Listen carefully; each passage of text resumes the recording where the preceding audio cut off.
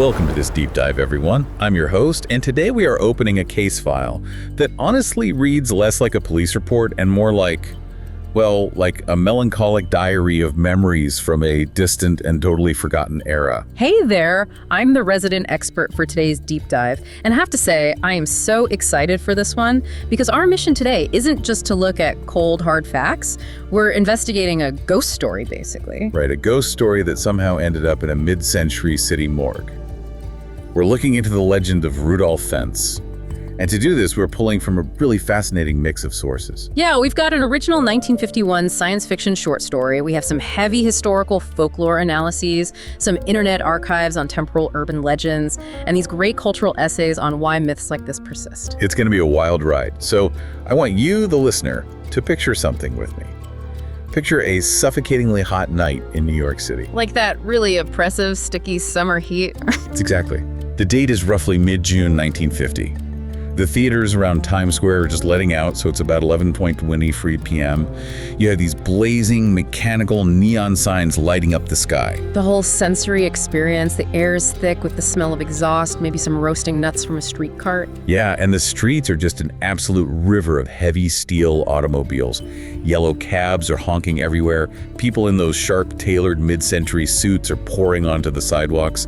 It is the roaring epicenter of the modern world. And then, and this is where the mystery starts, right in the middle of this chaotic intersection, a man simply appears. He doesn't step off the curb. Witnesses later swear he seemed to just, materialize on the asphalt, totally paralyzed in the headlights. Because he is a man completely out of time. He's young, maybe 30 years old, but he's wearing a tall silk hat. He has this dark, heavy cutaway coat with cloth-covered buttons and narrow, cuffless, checked pants. And the facial hair too, right? Oh yeah. He has these thick 19th century mutton chop whiskers, and he is just staring at the cars and the electric lights with an expression of sheer, unadulterated terror. I mean, you can imagine he's completely disoriented by the noise, the speed, these mechanical beasts surrounding him. So the light changes, the traffic surges forward, and this man, operating on just pure blind panic, bolts. He tries to make a desperate dash back to the safety of the sidewalk, but he misjudges the speed of the machines. He steps right into the path of a speeding taxicab. The impact is brutal. He is killed instantly. His silk hat rolls away into the gutter. It's such a tragic, lost encounter. A man from 1876 who somehow bled on the asphalt of 1950. But the story of Rudolph Fentz doesn't end with that taxi strike. Not at all. In fact, that's just the prologue. The real mystery starts when the police take his body to the city mortuary at Bellevue to try and identify him. Right, because they need to know who this guy in the costume is. So the detectives empty his pockets, but they don't find a wallet from 1950. They find a literal time capsule. It's amazing. The inventory of his pockets reads like this meticulous, almost reverent diary of a vanished world. Let's go through those items because the details are just mind-blowing for anyone who loves a good urban legend. Okay, so let's look at the currency first. The detectives find about $1 in pocket change, but when they wipe the blood off, they see these aren't Jefferson nickels. They aren't even the order Buffalo nickels. What were they? One of the detectives is holding a shield nickel. Now, this was a highly specific coin that had a prominent United States shield on the front and a large number 5 surrounded by stars on the back. And that design had been entirely retired before the First World War, right? Exactly. And the date stamped on that shield nickel was 1876. Which is weird, but, finding an old coin in circulation isn't inherently supernatural. Like, a collector could just drop one. Sure. But this coin, along with the Indian head pennies and the silver 3-cent piece he was carrying, they didn't look like they had been handled by thousands of people over 7 decades. Right, they were in absolute mint condition. Yes. The edges were sharp, the copper was bright. They looked like they had been handed to him as change that very morning. And the paper currency was even more baffling. His wallet had about $70 in banknotes, but there wasn't a single modern Federal Reserve note in there. Instead, he was carrying what they called yellowback 10s. Let me jump in on the banking aspect here, just because the context makes the scene in that morgue so much stranger. Oh, please do. It's fascinating. So alongside those yellowbacks, which were gold certificates literally payable in physical gold on demand, he had a stack of old national banknotes. And those were issued by local banks, right? Exactly. Before the Federal Reserve standardized our money, local banks were chartered by the government to issue their own notes. They were often personally signed in ink by the local bank's president. Wow. Yeah, they were incredibly common after the Civil War, but vanished from everyday circulation long before 1950. So this man is carrying a thick wad of obsolete, highly specific financial history. And again, the paper is crisp, it isn't brittle, it hasn't yellowed in some safety deposit box for 70 years. It's like he just withdrew it.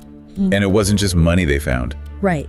They find a brass slug in his pocket, which turns out to be a token good for a 5-cent beer at some unnamed saloon. A 5-cent beer? I mean, that alone tells you you're not in 1950 anymore. Seriously.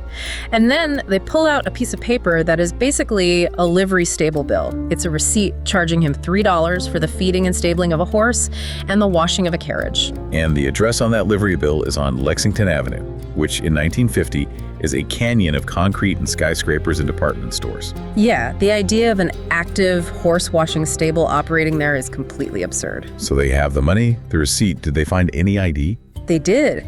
Finally, they find documents giving him a name. Tucked into the wallet is a stack of stiff, old-fashioned business cards. Bearing the name Rudolph Fentz. Yes, Rudolph Fentz with a residential address on Fifth Avenue. And beside the cards is a sealed letter addressed to him at that same residence. And the postmark on that letter is the kicker. The postmark is from Philadelphia, dated June 1876, and it bears a pristine, uncanceled, vintage 2-cent stamp. Okay, so whenever you hear a setup like this, the immediate, cynical reaction is to dismiss it as a prank. Like someone lost a bet or some eccentric guy was walking home from a really immersive historical reenactment. That's what the cops thought at first, too. But think about the logistics of faking this in 1950. If someone is just playing dress up, you might rent a costume. You don't go to the extreme, obsessive lengths of procuring mint condition, uncirculated 1870s currency just to keep it hidden in your pocket. No, you definitely don't. You don't forge a century-old carriage receipt. Where would you even get perfectly unaged 19th century stationery to forge a postmarked letter from Philadelphia? You wouldn't. And the clothing itself totally defied the costume theory. The police noted that the tailoring was immaculate, but it didn't look like a theatrical prop. Right, no cheap stitching. Exactly. The label inside the tall silk hat belonged to a store on 23rd Street that records showed had gone out of business around the turn of the century. Yet the hat didn't smell of mothballs or attic dust. He was wearing the clothes of a man who had simply dressed himself for an evening out. So this pile of impossible evidence lands on the desk of Captain Hubert V. Rimm at the NYPD's Missing Persons Bureau. And the way Rimm handles this is so fascinating, because it plays out like a slow burn noir.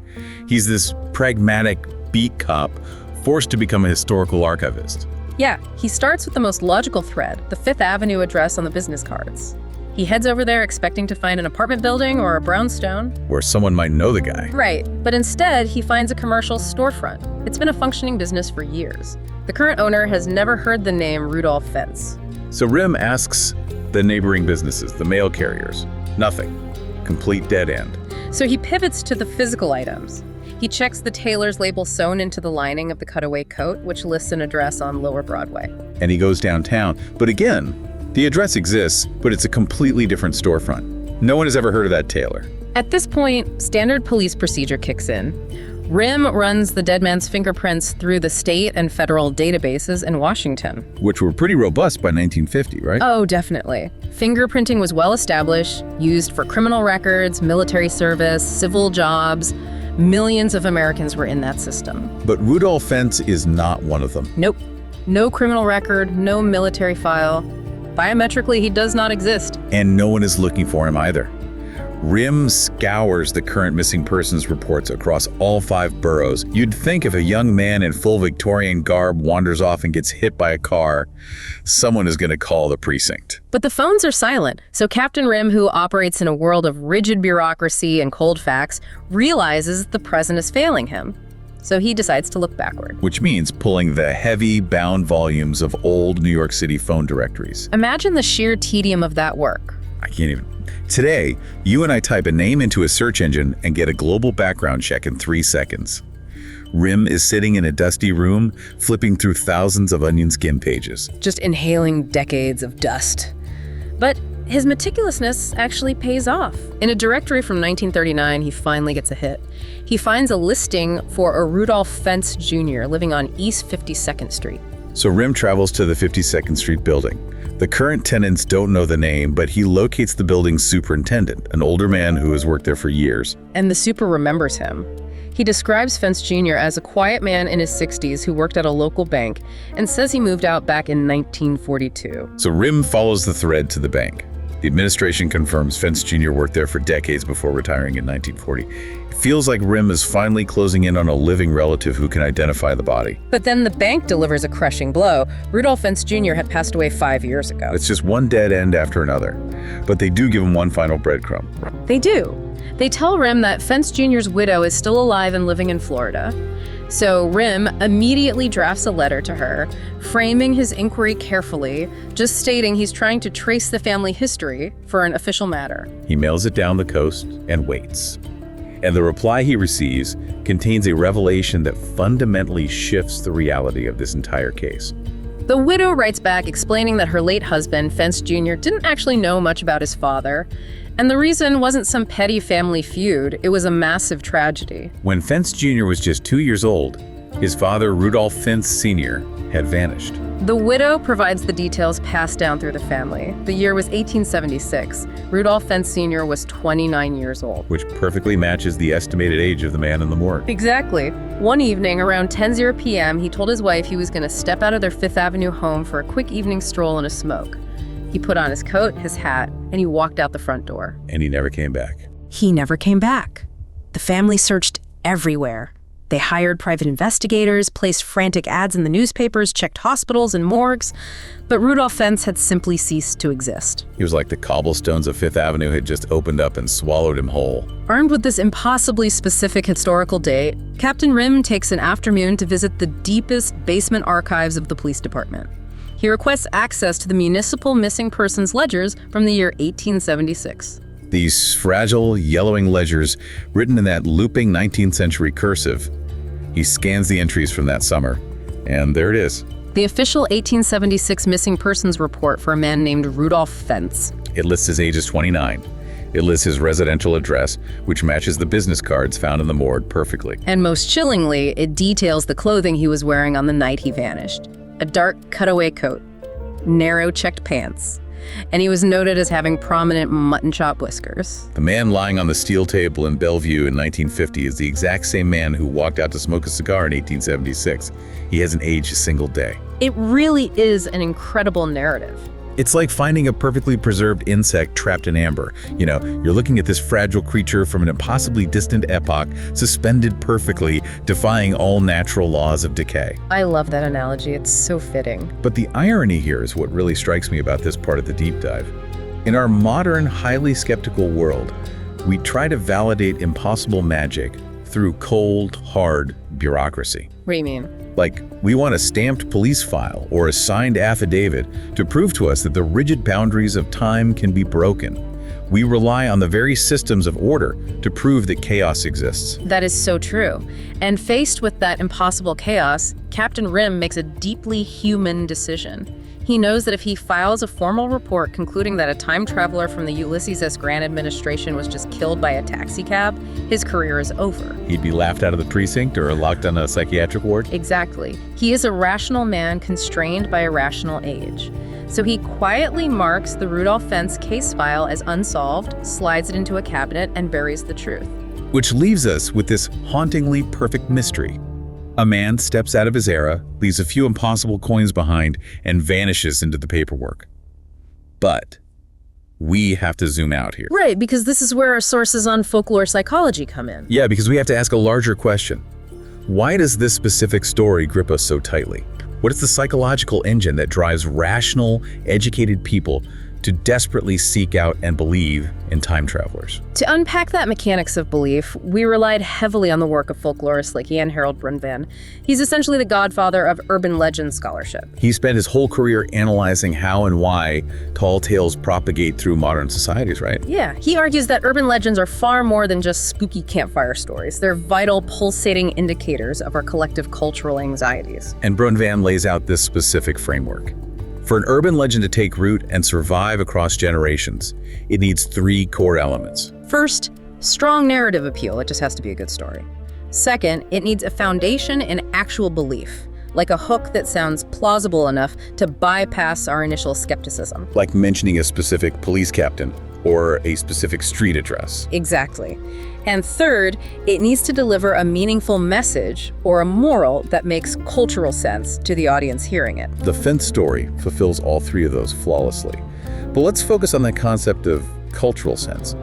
Legends persist because they serve a psychological function. They help us fill the uncomfortable gaps in our understanding of a chaotic world. When a society undergoes massive technological shifts or life just becomes overwhelmingly fast, our minds naturally generate stories to bridge the unknown. We invent monsters to represent our fears, and we invent time travelers to represent our desire for escape. Right, it provides a framework. The idea that time is a rigid, one-way street ending in our own mortality is terrifying. The concept of a time slip offers a loophole. It suggests that the past isn't dead and gone, but running parallel to us, accessible, if only we find the right doorway. And this hunger for temporal loopholes isn't isolated to just the Fentz story. Not at all. Our sources detail several massive cultural phenomena centered entirely around the romance of stepping out of time. Let's talk about the Petit Trianon incident. That one is a classic. Oh, the Moberly-Jourdain incident, often called the ghosts of the Petit Trianon. This occurred in August of 1901. 2 highly educated, deeply respected academics, Charlotte Anne Moberly and Eleanor Jourdain, were visiting the gardens of the Palace of Versailles in France. They were walking toward the Petit Trianon, which is a small chateau heavily associated with Marie Antoinette. And they weren't ghost hunters, they were just tourists. But they claimed that as they walked down a shaded path, this profound heaviness fell over the environment. They described the atmosphere as suddenly becoming flat and lifeless, almost like a 2-dimensional tapestry. The wind seemed to stop.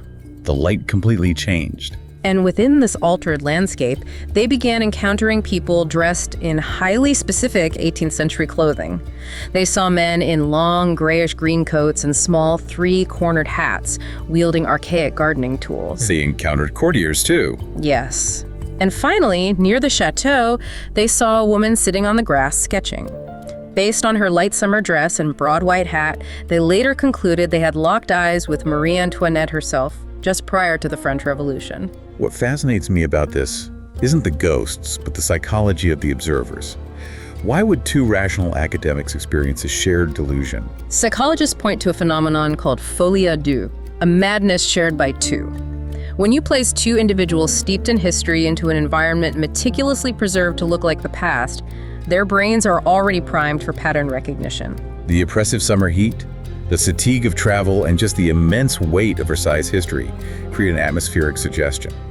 Their minds essentially filled in the gaps of a quiet garden with the historical figures they desperately wanted to connect with. And that intense desire to connect with the past is magnified tenfold when we introduce modern technology into the equation. Oh, absolutely. Look at how people scour archival media for anachronisms today. The internet is obsessed with photographic anomalies. Take the famous time-traveling hipster photograph from 1941. Oh, this one is great. It's a black and white photo taken during the reopening of a bridge in British Columbia. The crowd is full of people in standard 1940s attire, fedora hats, tailored suits, sensible coats. But right in the middle stands a guy who looks wildly out of place. He's wearing a casual, thick cardigan, a shirt with a large printed emblem on the chest, and these sleek wraparound sunglasses. He looks like he just walked out of a Brooklyn coffee shop in 2015. The visual contrast is incredibly jarring, which is why the image went viral. The internet collectively decided he was a time traveler. But when historians actually broke down the image, they dismantled the illusion piece by piece, those wraparound sunglasses. They were actually a style of protective glacier glasses commercially available in the 1920s. And the printed t-shirt was actually a sewn-on emblem from the Montreal Maroons, which was an ice hockey team from that era. He wasn't a time traveler. He was just a guy dressed practically for the glare of the water and the chill of the Canadian air, while everyone else had dressed up formally for a civic ceremony.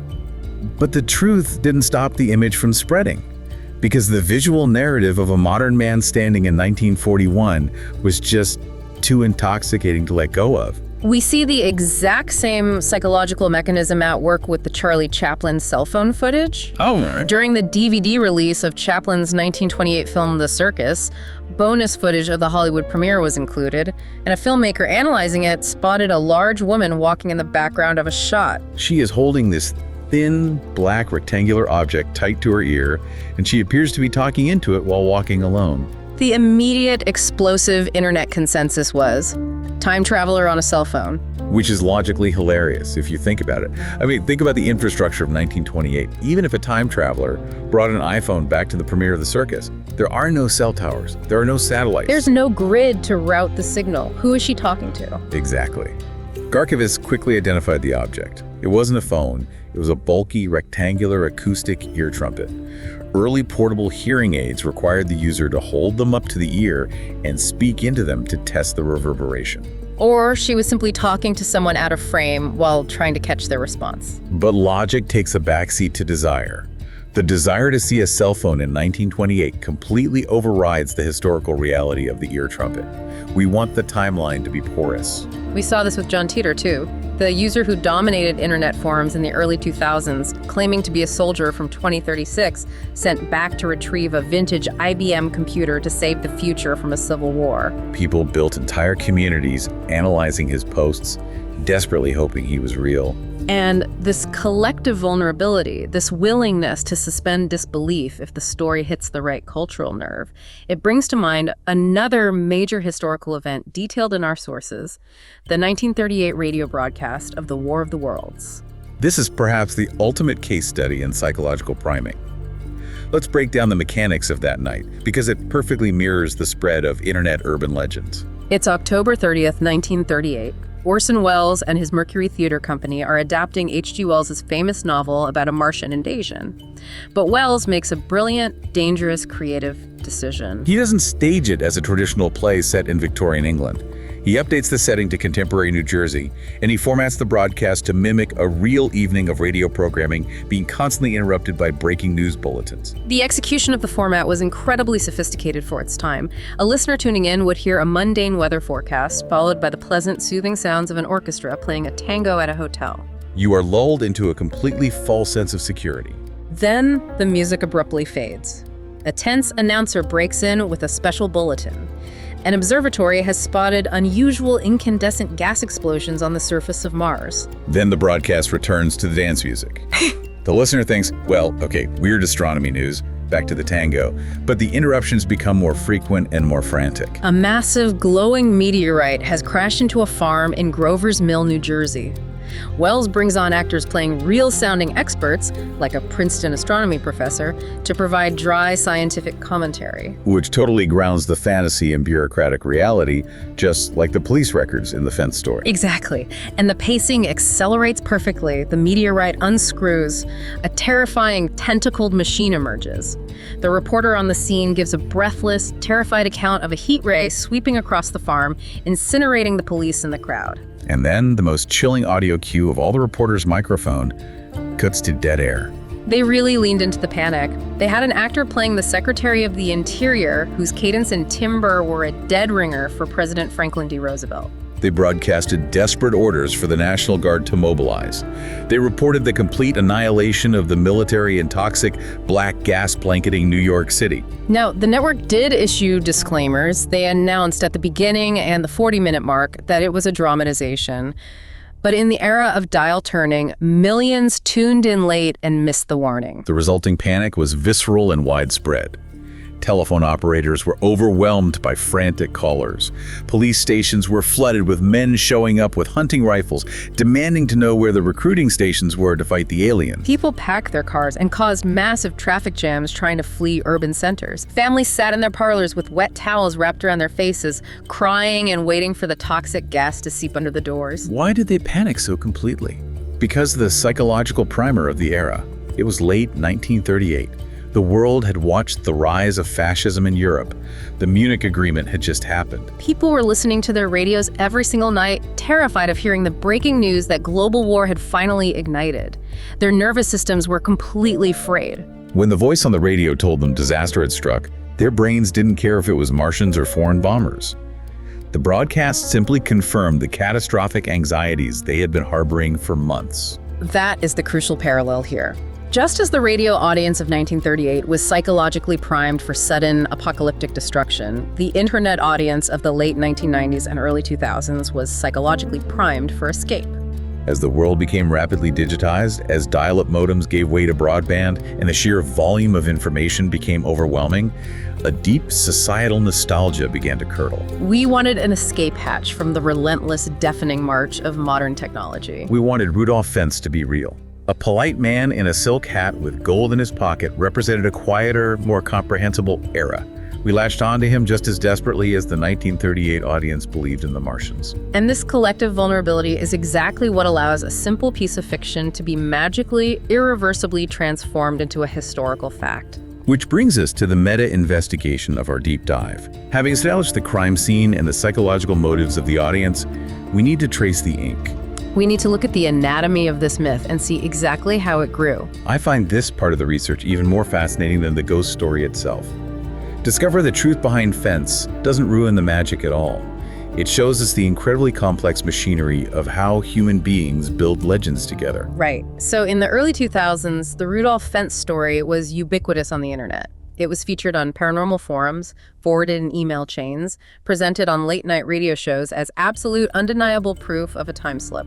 But a folklorist and researcher named Chris Aback began to notice structural problems with the narrative. Aback noticed that the story was appearing in paranormal magazines all across Europe, in Spain, Sweden, Norway, Italy, but the details were slightly malleable. Some versions said 1950, others said 1951, some altered the street names. And crucially, despite the story's heavy reliance on official police records, not a single article ever cited a primary historical source. There were no photographs of the mutton chop man in the morgue. There was no case number for Captain Rimm. So Aback employs the tools of modern folklore tracking. He isn't searching for the ghost anymore, he is searching for the storyteller. He starts with a major 6-page spread published in a Spanish magazine called Mas Ala in the year 2000, written by an author named Carlos Canales. Aback contacts Canales, who points him back to internet news groups from the late 90s. Aback works his way backward through the digital archives, playing this incredibly complex archival game of telephone. He tracks text shifting and mutating on BBS boards and early Usenet groups. Until he finally pushes through the digital barrier entirely and lands back in the realm of print media. He traces the core narrative back to a specific issue of a zine called the Journal of Borderland Research, published in June 1972. This publication catered heavily to the esoteric crowd. UFO enthusiasts, hollow earth theorists, believers in dimensional travel. They published the Fentz story verbatim, presenting it to their eager readership as a verified historical event. But the Journal of Borderland Research didn't invent Fentz. Aback keeps digging through obscure metaphysical literature and finds the source they copied it from. A small, self-published 1952 booklet titled A Voice from the Gallery. And the author was a man named Ralph M. Holland. Ralph Holland was deeply embedded in groups dedicated to proving the existence of paranormal phenomena and a fourth dimension. And this booklet is where the critical transformation of Rudolph Fentz occurs. Holland hadn't gone to the police archives. He had read a story, found it deeply compelling, and made a conscious decision to plagiarize it. Holland took the narrative, stripped away the original author's name, scrubbed off any labels identifying it as fiction, and repackaged it. He presented the story to his audience of believers as real-world, documented evidence that dimensional travel was occurring in New York City. This act of plagiarism is literally the birth of the urban legend. When Holland removed the author's name, he severed the story's anchor to fiction. It was no longer a piece of art created by a writer.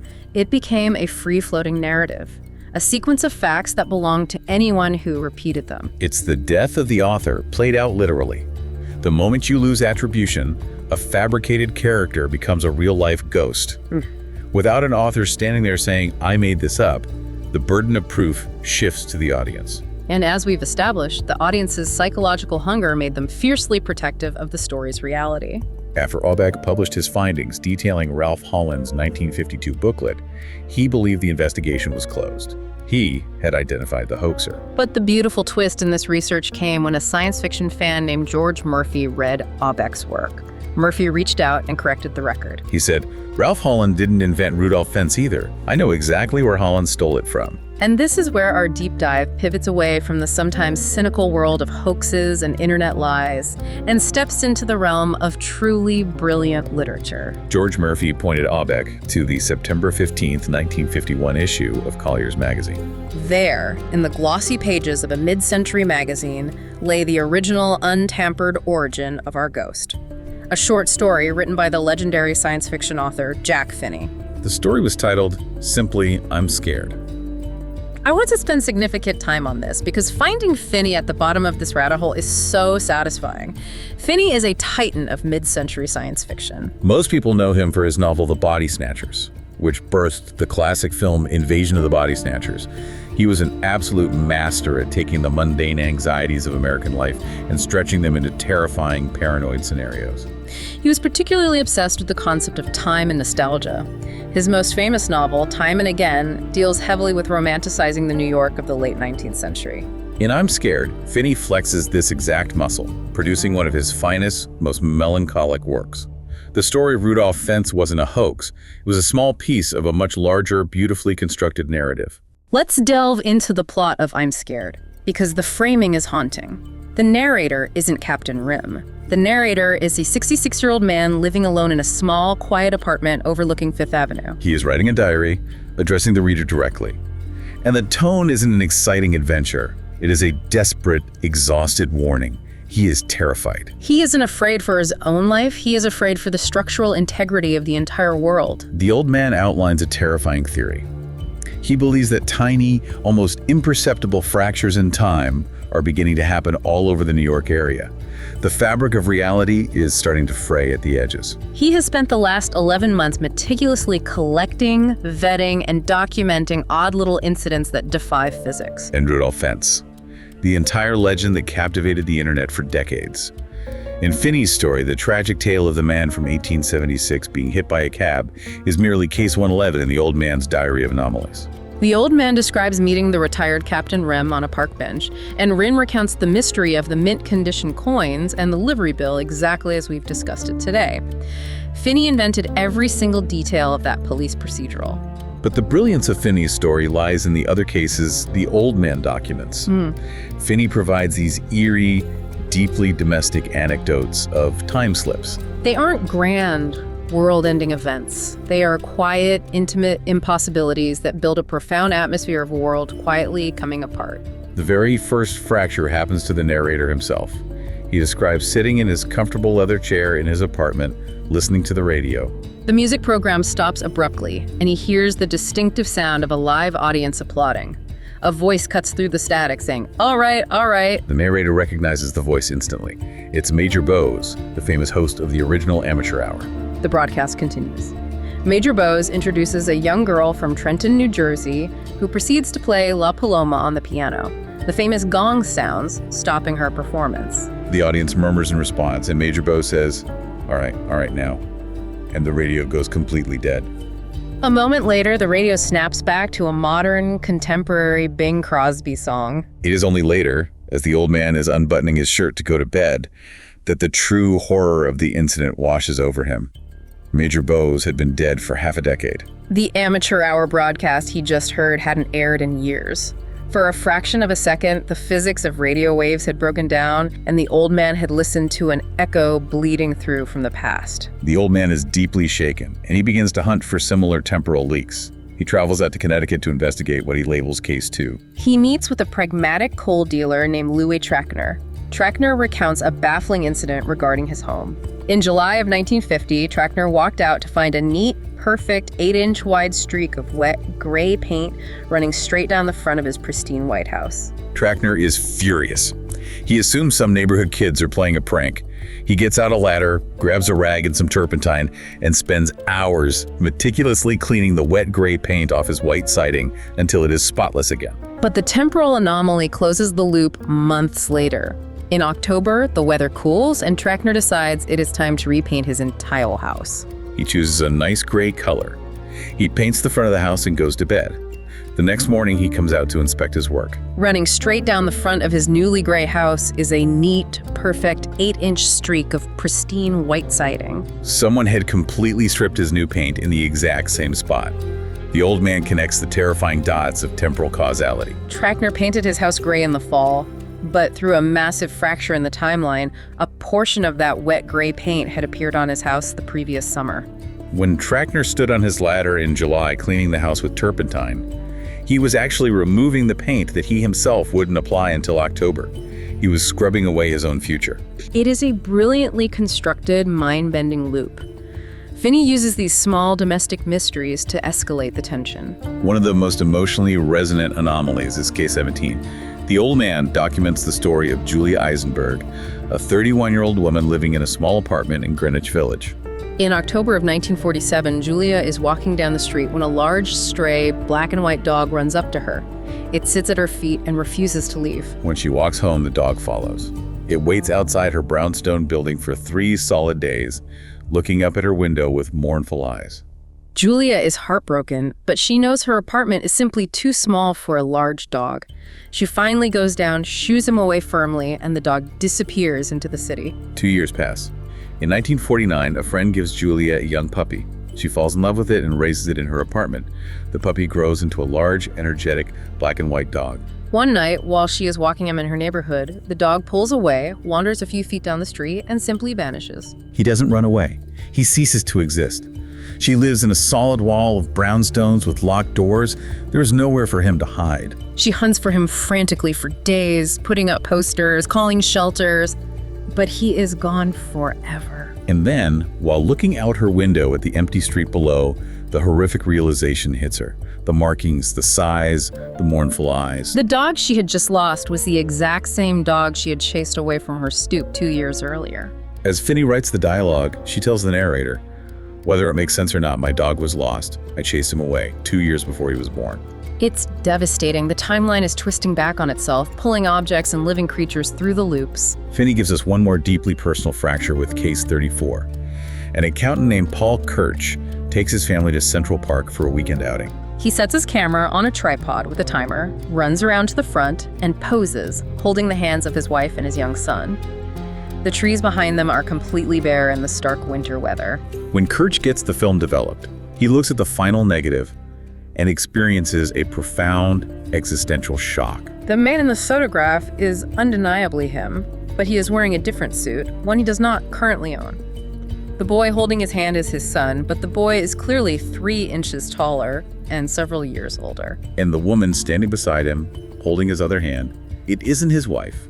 It is a beautiful, entirely different woman he has never met in his life. And in the background of this photograph, the bare winter trees of Central Park are thick and heavy with full summer leaves. His camera hadn't just captured the light, it had captured the future.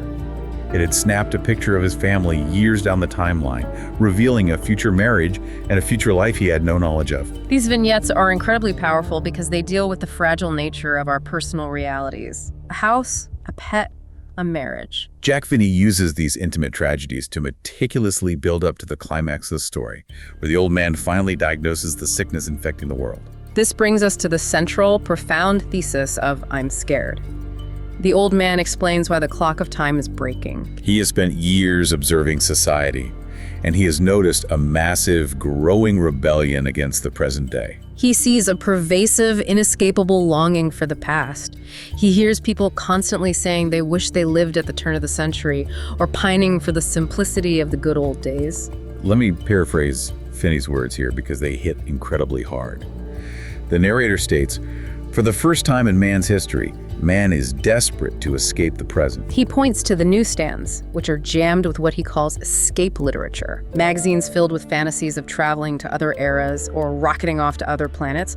Nobody wants to be here now. The old man concludes that this collective psychological state has manifested into a physical force. He describes it as a terrible mass pressure. Millions of human minds are united in a subconscious struggle against the barriers of time. Humanity is pushing against the walls of the present, trying to break through to the past. Man is disturbing the clock of time. The old man warns the reader, and I'm afraid it will break. He predicts that when the pressure finally shatters the barrier, our lives will be violently ripped apart. We will be chaotically tangled in time, living in a world where past, present, and future bleed together in a terrifying, incomprehensible soup. That is his diary's final warning. It is a phenomenal, chilling piece of philosophical science fiction. Finney elevates nostalgia from a harmless, bittersweet emotion into a highly destructive physical force. He argues that if enough people hate the reality of the present and yearn for the ghosts of the past, they will literally tear the fabric of the universe to get there. And this brings our deep dive full circle in the most poetic way imaginable. Think about the incredible paradox we have just unpacked. Finney's fictional diagnosis of humanity's desperation perfectly matches the real-world folklorist's explanation for why urban legends spread. It is staggering. Finney wasn't merely writing a pulpy sci-fi story about a guy getting hit by a car. He was diagnosing the psychological condition of mid-century America. He wrote a story about a society whose desperate need for escape was breaking reality. Ironically, society proved him absolutely right. The public took his fictional story, violently stripped his name off it, and used his text as an actual vehicle for their own escape. They turned his warning about the dangers of nostalgia into a literal urban legend to satisfy the exact hunger he was warning them about. They created the ghost he predicted. The fiction manifested into reality because the psychological truth underpinning it was flawlessly accurate. Rudolph Fentz did not physically bleed on the asphalt of Times Square in 1950. He did not carry a real 1876 shield nickel in his perfectly tailored pocket. But as a manifestation of our collective nostalgia, as an avatar of our anxieties, Rudolph Fentz is incredibly, undeniably real. He is a monument to our longing. His story, pieced together from magazines and internet forums, is a diary of our own desire to find a simpler, forgotten era amidst the chaotic noise of our modern lives. He is the ghost we summoned to stand in the intersection because we couldn't bear to look at the traffic of the present. And that means the old man in Finney's story was right. We are the ones applying that mass pressure against the barriers of time. Whenever we unquestioningly spread these legends, whenever we look at an old photograph and deeply wish we could step inside its borders, we are participating in that rebellion against the present. So as we close the case file on the man from 1876 today, I want to turn this narrative back to you, the listener. Think about your own media diet. Look at the culture surrounding you right now. We live in an era dominated by endless movie reboots of childhood franchises. Entire industries are built on the obsession with vintage aesthetics, the resurgence of vinyl records, the filters that make digital photos look like 35mm film. We consume massive amounts of escape literature and pour thousands of hours into highly immersive video games that simulate other lives. We have to ask ourselves, are we too participating in that mass pressure? Are we constantly throwing our minds against the barriers of the present day? Because the present is the only place we truly exist, yet we dedicate so much of our emotional energy trying to inhabit the comfortable goats of the past or escape into the phantoms of the future. I want to leave you with a final, lingering thought to mull over. If the unique, simmering anxieties of the post-war 1950s, the terrifying dawn of the nuclear age, the rapid, unstoppable acceleration of mechanical technology, if those specific fears created the enduring legend of a quiet Victorian gentleman lost in the blinding lights of Times Square, what kind of ghosts are we creating right now? What a fascinating concept. Think about our current, hyper-connected, artificially intelligent, deeply uncertain era. What kind of time-traveling phantoms are our unique anxieties conjuring into existence today? What impossible myth are we writing on the internet right now out of sheer desperation that someone will fiercely believe is the absolute truth 70 years from now? The clock of time keeps ticking, even as we collectively try our hardest to break it. Thank you for joining us on this deep dive. Until next time, keep your eyes open and watch your step in the crosswalks.